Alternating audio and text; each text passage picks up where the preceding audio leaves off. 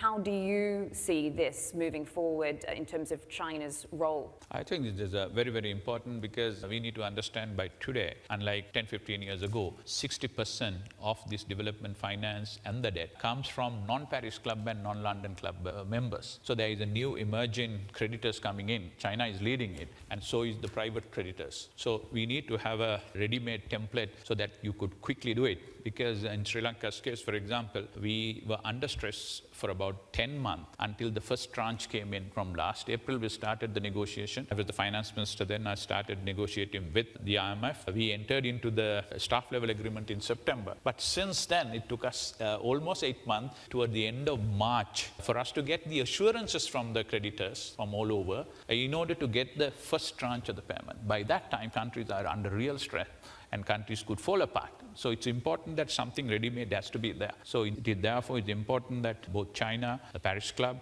non-bilateral creditors like the private creditors, bondholders, all sit together and agree on a template. And number one. Number two is also it is time, for example, in Sri Lanka's case, we quickly applied and asked for a reverse graduation because we were not having access to low interest funding from these multilaterals. So we in fact spoke to the World Bank and to the ADB, reverse graduated so that we have access to funding. How are you going to address corruption in Sri Lanka? Right now we are coming out with a new architecture in Hong Kong style, like the anti-corruption law, which is in the parliament. And we have also learned from the past, though the law had been there, implementation had been bad because most of the time by law, you had to appoint retired judges of Supreme Court. They are 65 years old. So by the time they come into the place, they have lost steam in their life. So we are looking at all those things and learning from the past, and it has to be done.